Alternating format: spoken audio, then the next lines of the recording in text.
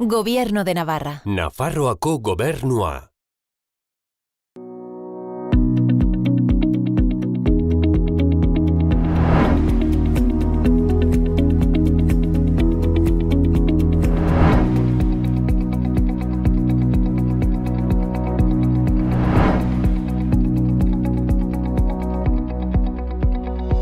Kaixo lagunok, gaurkoan Behartzun auzora hurbildu gara.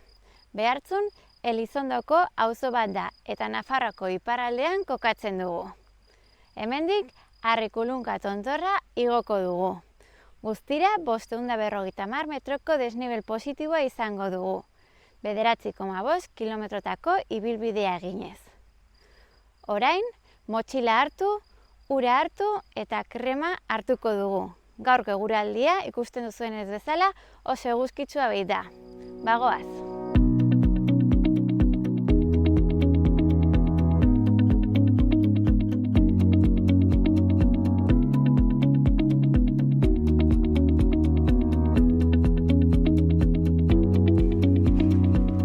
Arrikulunka haitza Nafarroako iparraldean, Baztan baiaran, Argibelako tontorretik gertu geratzen den tontorra edo haitza da. Behartzun auzotik abiatu gara. Pagadi ederren artean, igaro eta belango leporaino helduz. Bertatik Argibeleko tontorrera bidean, Arrikulunka izenez ezaguntzen den harritzarra kokatzen da. Kilikolo egitea du bere ezaugarririk nagusiena. Pera baino txikiagoa den bloke baten gainean kulunkatu egiten baita. Bide ederra da, eta bertako ikuspegiak bikainak dira. Baztan baiarako mendi eta tontor ugariz disfrutatzeko paseo paregabea.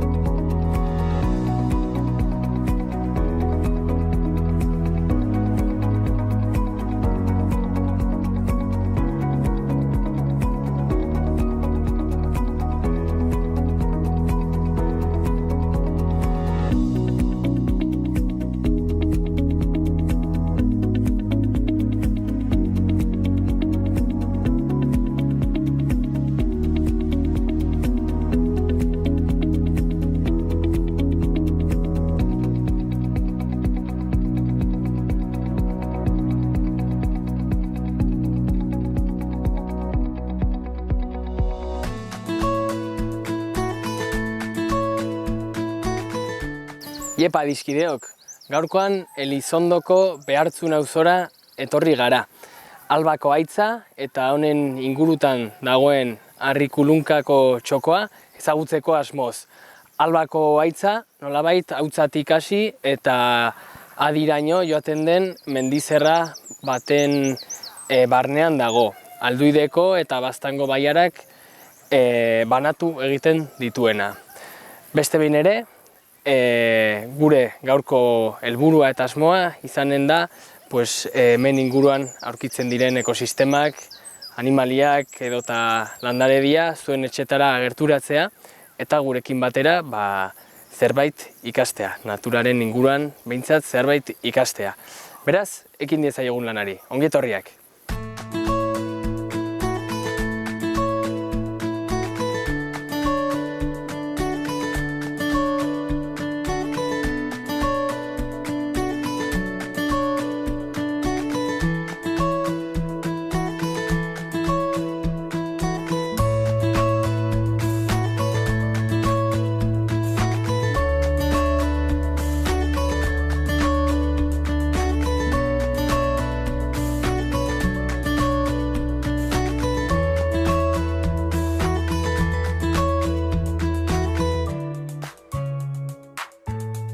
Baztango baiara mundu azeleratu eta globalizatu honen atzaparretatik eskapu egin duen baiara bat da.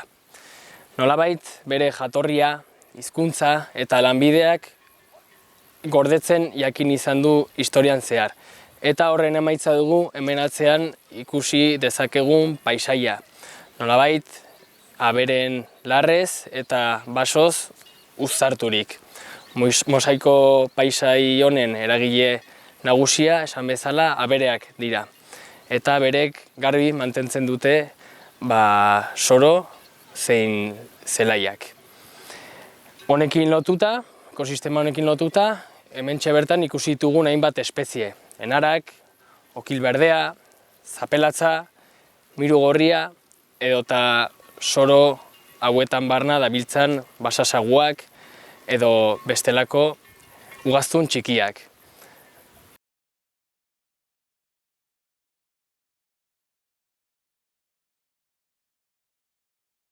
Europan milaka urte daramazkigu basabizitzari kaina ematen nolabait, bai eizatuz, izutuz edo bestelako kontuekin. Beraz, mendian barna gabiltzanean, askotan oso zaila da, batez ere, ugaztunak ikustea. Askotan ikusi baino hauek entzun edo hauen aztarnak behatu behar ditugu. Ugaztunen aztarnak behatzeko metodo nahiko on bat hauxe dugu. Alambrezietan geratzen diren hileen aztarnak. Hauek erakusten digute askotan inguruan zer nolako basabizitza egon daiteke. Baldin eta hileak identifikatzen badakigun. Kasu honetan, hemen behartzun alboko esi honetan, hile luze hauek aurkitu ditugu. Seguraski zaldien hileak izango direlarik.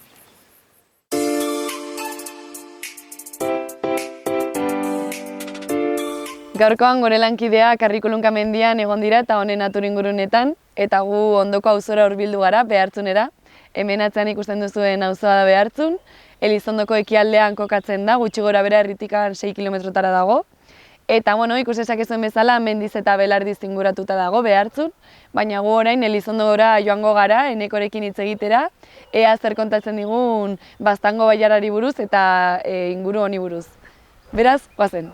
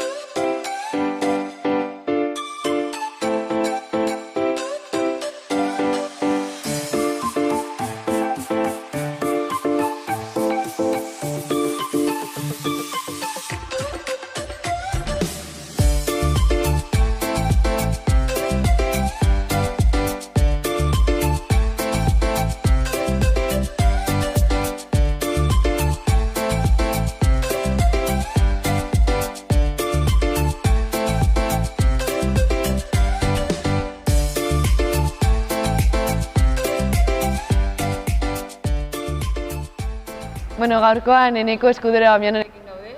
Bera hemen Elizondon jaioa da eta hemen bizi da. Eta bere lanbidea naturarekin zerikusia dauka. Bidasoako pedalak txirrindula ibilbidearekin, ibilbideak kudeatzen du. Eneko, egunon, zer moduz? Ongi, eta zuek. Ondo, non gaude gaurkoan? Elizondon gaude, Baztan baiaran hiriburuan, erten alda, eta Nafar iparraldean, eki iparraldean, bai. Eta Elizondo gaur egun zenbat biztanle ditu? Orain ustez 3.800 inguru dituela, ez dakit esaktamente, beti biltzen da egun goiti, egun beiti, urtetan ez da onditza aldatzen. Eta azken urteetan herria zuk uste hazi dela edo txikitu egin dela? Nik uste azken urteetan mantendu indela. Bada jende handitz lanangatik eta Iruña aldera edo gaten dela bizitzera, baina sensazioa dut geroz eta gutiagok iten dutela hori eta gehienek hemen bizitzeko apostu egiten dutela. Eta horren arira pixka bat, hemengo herritarrek zertan lan egiten dute eta ze zerbitzu dituzu hemen Elizondon? Bai, lanari buruz, zer erran, geroz eta lan gutiago dago hemen, zerbitzuak izan da igual gazten aldetik benpin ostatuek eta jatetxek eta lan gehien indutenak, baina azken aldien hortan ere, pandemian historia honekin ere geroz eta gutiago dago, lan gutiago dago, beti hor daude dantxainea eta inguruko bentak, beti ere lana ematen dutela, baina situazio honekin ere gutiago egan dela. Eta betikoa, inguruko lantokietan, Lesaka eta Beran badire fabrika gehiago, eta bertenaz Iruñen. Eta baita ere, hemen nekazaritza eta ere jende handiz bizide, eta hortan ere jendea desente ibiltzen da lanean. Eta uste duzu gaur egungo gazteek hemen bizitzeko autoa egiten dutela? Segurazki nahi dute, baina aukera guti daude. Nik uste horten landu beharko zela gehiago, hemen batez ere turismo aldetik ere lan handiz dago, batez ere igual erdiko estazioetan, uda eta udaberri eta udazken inguru horietan, eta hortan landu beharko zen gehiago, gazteak benpin aukera hori izateko.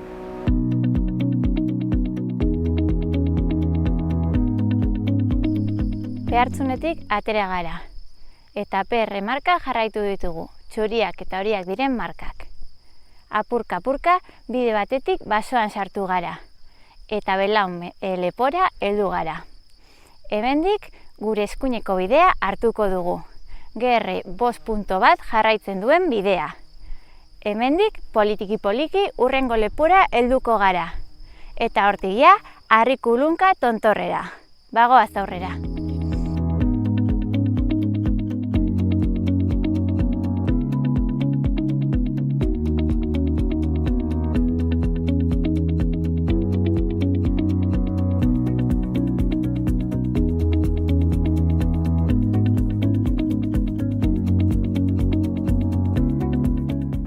Pasatu dugu Belaun lepoa eta GR marka jarraituz Inartze lepora heldu gara, 849 metrotara dagoena. Oraingoz, 4 kilometro egin ditugu eta hemen atzean daukagu Arrikulunka tontorra. Azken txanpa egitera goaz, bagoaz.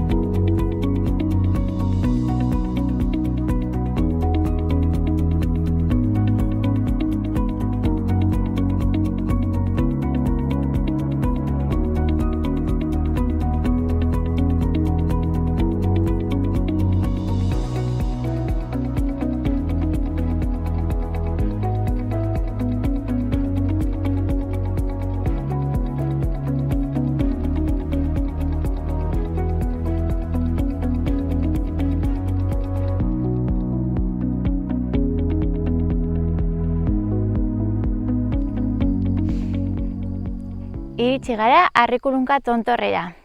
Azken lepoa pasata, azken txanpa igo dugu. Eta hemen aurkitzen gara, Baztango, harri tontor edo harri puska honetan. Esan bezala, Harrikulunka izena du. Eta horrek esan nahi du, harriak kulunka pixko bat egiten duela gainean jartzen bazarete. Proba egin dezakezue etortzen bazarete. Hemengo parajeak izugarrizkoak dira. Izan ere, Baztaneko tontor ugari ikusi ditzakegu. Gaurko eguraldiarekin gainera, bortziriak, Baztan esan bezala, edo baita Saioaldeko tontorrak ikusi ditzakegu. Oraingo deskantso txiki bat egingo dugu eta joan etorria ibilbide berdinetik egingo dugu. Lehen esan bezala, hasieran perrea jarraitu eta gero gerrearekin topatuko gara. Buelta berriz, alderantziz izango da. Gerrea jarraitu eta gero berriz PR edo txuriak eta horiak diren marka jarraituko ditugu. Bagoaz!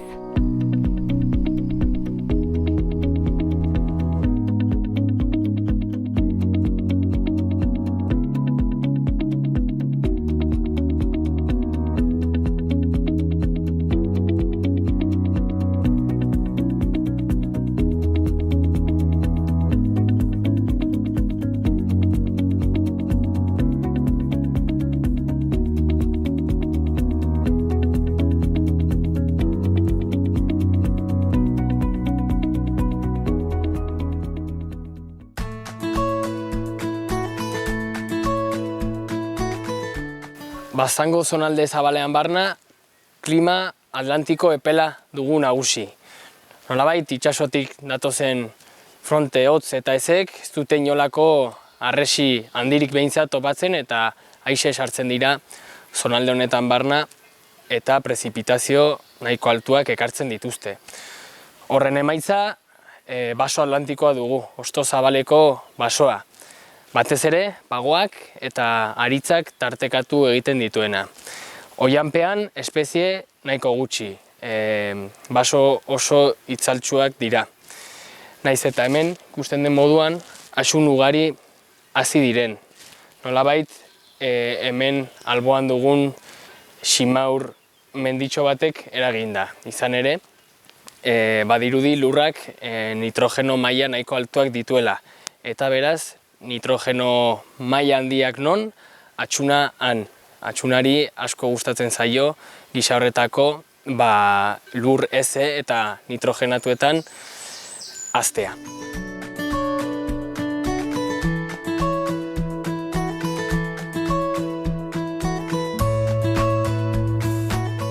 Gure abereen gorotzak betidanik erabili izan dira ximaurra egiteko. Eta ximaurrarekin gure soro zein zelaiak onduz horrela materiaren zikloa ixteko. Ximaur mendixka hauetan ederki asko ibiltzen dira materia organiko anitzeko zonaldetan bizi diren somorroak eta zizareak. Haiekin lotuta ere, buztangorria bezalako txoriak ibiltzen dira askotan ximaur menditxo hauetan somorro hoien bila, somorro hauetaz elikatzeko nahian. Eta hementxe dugun adartxoan oso ongi ikusten da, nolabait, buztangorriaren hainbat gorotz daudela. Berriz ere, buztangorria hemendik ibili den seinale direlarik.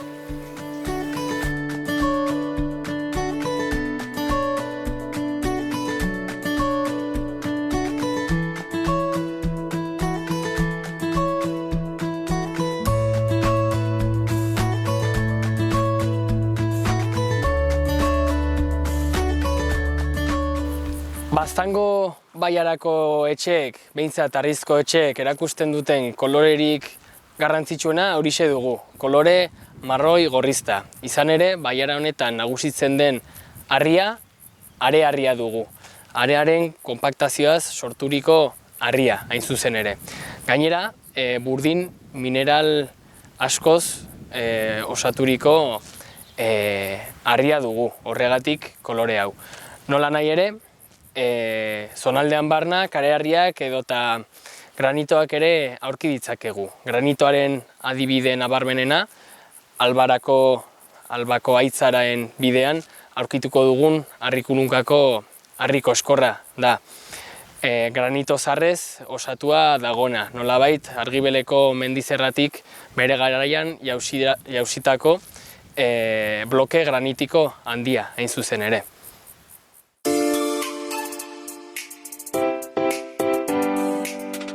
Eneko, somatzen duzue adibidez asteburutan edo udan kanpoko jendea etortzen dela herrira? Bai, pile bat. Aspalditik ona, batez ere Baztanera, Baztanek izen pixket hartu du, eta batzutan puntualki ere masifikatu egiten da, sobera, etako. Normala da, denek erten badagute zerbait polite badagola leku batean, beti hurbiltzen gara horrat, eta nire turista naiz, eta bertze lekutera holagaten naiz, baina nik uste batzuten sobera dela, eta badirela Baztanen eta inguruen ere leku pile bat, eta Xorraxin edo lako lekuek eta aparte merezi duela ere pixket zabaltzea. Bai, eta naturaren gaiarekin jarraituz, Eneko barkatu. Ze eremu horrela garrantzitsu, herritarrentzako bereziki garrantzitsu edo esanguratsu baituzue Elizondo inguruan? Pile bat, seguraski Elizondotik pixket atra, hirigunetik atra, herrigunetik, eta inguruko bideak Elizondarrendako politek eta eguneroko ibilbideak dire. Gero nahi baduzu pixket urruntzera zara eta hemen mendi pile bat dire. Eta ez dakit edo zen, Harrikulunka bera edo Bagordiko parajia edo Burga edo pile leku bat dire. Herritik ordu batera naturan zaudela barne-barnean. Eta zuek herritarrek zer harreman mota daukazue hemen inguruko naturarekin? Txikitatik bizi izan dugun zerbait. Nik uste hain eskura izan eta batzuten ez dugula hainbertze baloratzen. Beti urrunago baten gara hemengoan bila, ez? Eta segurazki kanpora gaten garela ohartzen garela zer dugun hemen.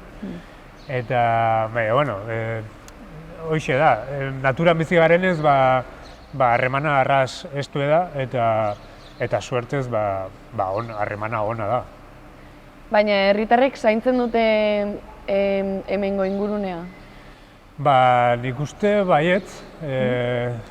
Hortan ere, ingurunea zaintzeko ere, nekazaritza beharrezkoa da, eta geroz eta gutiago dago.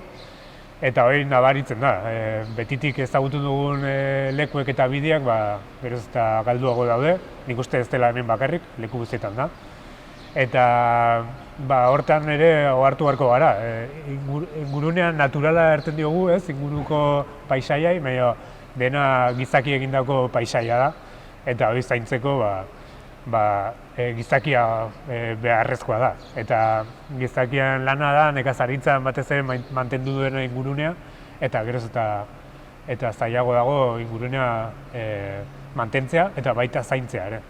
Eneko, eta aipatu lehen, zuk lan egiten duzula Bidasoako pedalak txirrindula ibilbidean, konta iguzu pixka bat?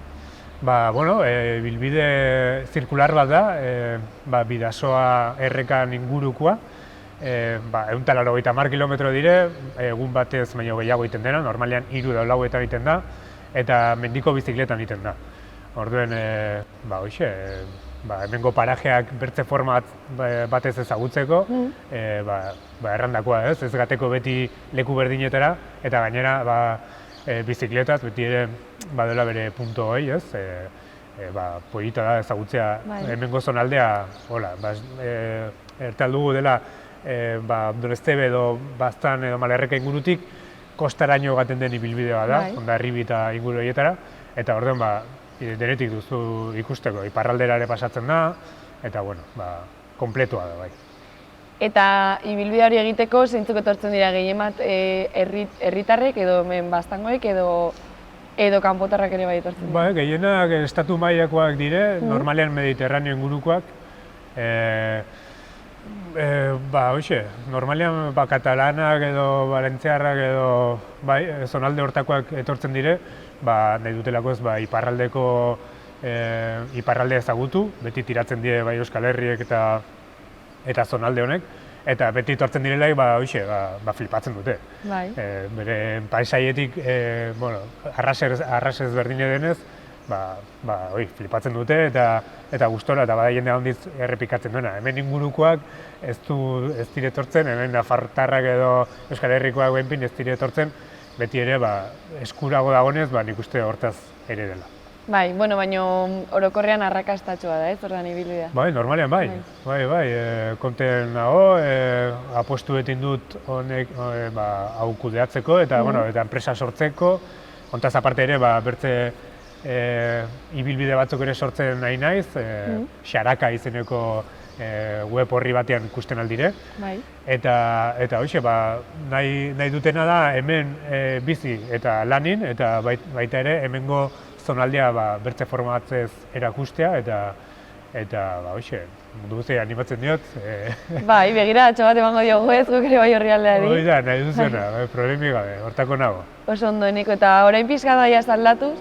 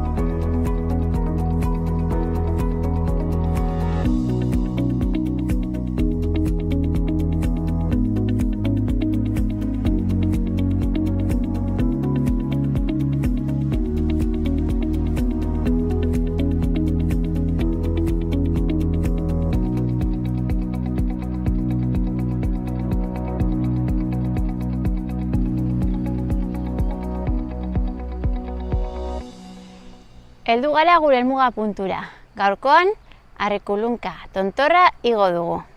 Hemendik Behartzunetik, Elizondo auzo honetatik, hasi dugu gure ibilbidea. Guztira, 9,7 kilometro atera zaizkigu. 600 metroko desnibel positiboarekin. Esan bezala, Behartzun auzotik hasi eta bidesidor batetik baso batean sartu gara. Bertatik, lepo batera helduz. Ordura arte, PR markak jarraitu ditugu, eta segidan GR markak hartu ditugu bigarren lepora iritsi arte. Bertatik, Arrikulunka harrira edo Arrikoskor handira helduz. Bertan, parajeak izugarrizkoak dira. Baztan osoko menditontorrak ikusteko aukera daukagu. Baita, harri kulunkan ere ibiltzeko aukera. Harri koskor handi bat baita, eta bertan bi pertsona jartzen bazarete, harria mugitu egiten baita. Joan etorria, ibilbide berdinetik egin dugu. Ibilbide lasaia eta polita da. Famili eta ume txikiekin egiteko aukera dago. Gogoratu, ura Elizondon hartzea, hemen Behartzun auzoan ez baitago iturririk. Bidean barna, eguzkia badago, gogoratu, krema sartzea. Besterik gabe, gure ibilbidearekin bukatu dugu. Hurrengoan ikusiko dugu elkar.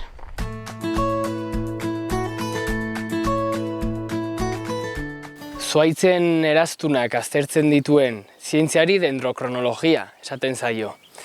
Eta hemen Behartzun inguruetan aurkitu dugun enbor pilaketa honetan gure dendrokronologo lana ere egin dezakegu.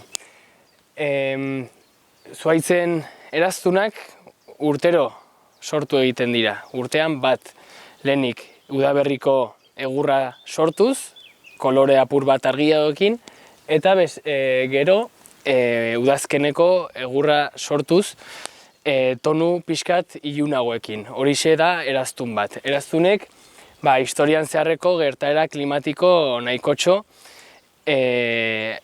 esplikatzen aldizkigute nolabait. Baita ere, zuhaitzaren adinaren indikadore bat badira. Eta eraztun hauei segika, nolabait, hauen bizitza edo zuhaitz hauen bizitzaren inguruan zerbait jakin dezakegu. Izan ere, liburu ireki bat dira. Horrela, zabalagoak diren eraztunak beti urte klimatikoki aldeko batean edo kokatzen dira. Berriz, eraztun itxiagoetan, horiek esan nahi dute urte hori klimatikoki behintzat urte txarra edo urte idorra izan zela. Beraz, enbor hauei erreparatzea besterik ez dago, informazio nahiko handia gureganatzeko.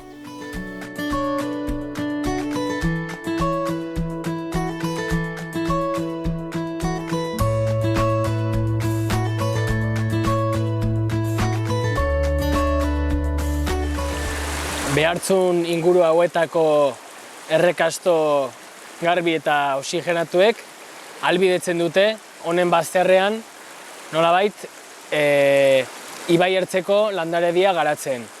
Horrela, urritzak, altzak, lizarrak edota makalak bezalako espeziak nagusitzen dira ibai ertzetan. Beti ere, hezetasun eskariaren arabera ordenatzen direlarik. Era berean, ur garbi hauetan, igarabaren presentzia aski posiblea da. Igaraba ikusten zaila da, baina askotan halako harri tontorretan uzten dituzten gorotzak honen presentziaren indikadore dira. Gorotz hauek karramarroak jama dituzte gorristak izanen dira, eta aldiz arraina jan badute gris edo txuriak. Ibaian barna mugitzen gaudelarik oso erreza da gorotz hauek ikustea eta hortaz igarabaren presentzia hautematea.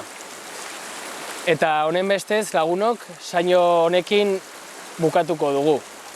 Espero dugu zuen gustukoa izana eta hurrengo atal batean ikusiko dugu elkar. Agur!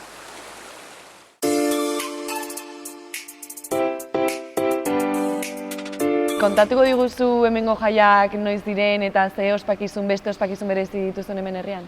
Bai, hemen batez ere lautan banatzea dugu, ez?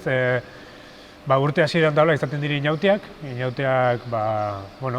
izaten da hemengo inautea, Elizondon aspaldi galdu zena eta berreskuratu zena puxka ibiltzen den modu batez, eta gero mozorro normalak eta karrozak eta izaten dela inautetan. hortik ja pastuko ginen Elizondoko bestetara, bueno, Baztandarren biltzarrera, ez dela Elizondoko besta bakarrik, Baztandar guztiena dela, baina Elizondon ospatzen dena. Eta noiz da Baztandarren biltzarra? Normal izaten da uztaileko 3. hastian. Aurten ez da izango ere, baina, bueno, espero dugu ja hurrengo urtean ja izatea. Bai. Eta hortik aste batera, santioak izaten dire hemengo bestak, uztailan 28an. Hoxe, aste bateko diferentziak inola. Eta gero hortik ja pastuko ginen udazkenera, urrian azkeneko hortzirialean izaten da Baztango feria, izaten dela ekitaldi nahiko jendetsue eta Baztandarren besta gune dela, eta gainera Baztandarren pile bat maite dugune. Nahiko beteta daukazu ez, Elizondoko egote. Herri guzti bezala, bestetako beti pres gaude. Bai.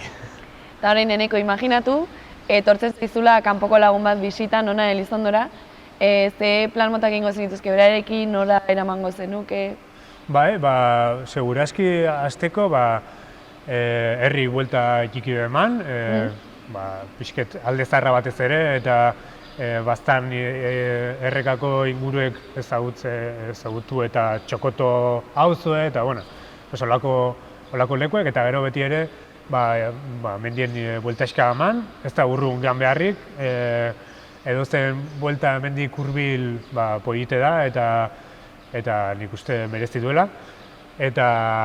Eta nola ez, bizikletan ere tortzen alda jendea, eta hemendik ere ibilbide pile bat daude. Beti ere goiti marra, haundit gainera, baina gero behin altura hartute zonalde pila bat daude, iparraldekin muga egiten dugu, eta beti ere paisaiak eta ikaragarri dire. Eta beti gero ere, ongi bazkaldu, eta sobremesa egon bat, ez? Eta festetara ere bai agian. Lo que surja, ez? Hori da. Bueno, Eneko, eskerrik asko, eman diguzun informazio guztiaren gatik. Nik uste jarrituko lagu gure bisita hemen Elizondon zehar. Erki. Eta hori, eskerrik asko denagatik. Zuei.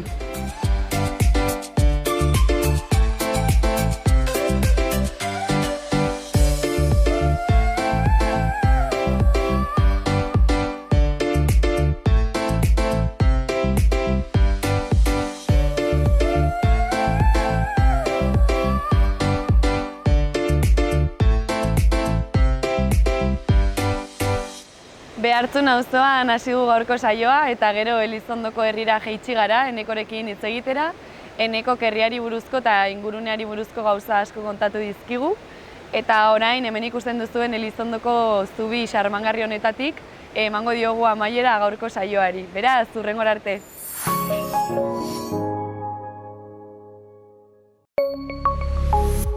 Gobierno de Navarra. Nafarroako gobernua.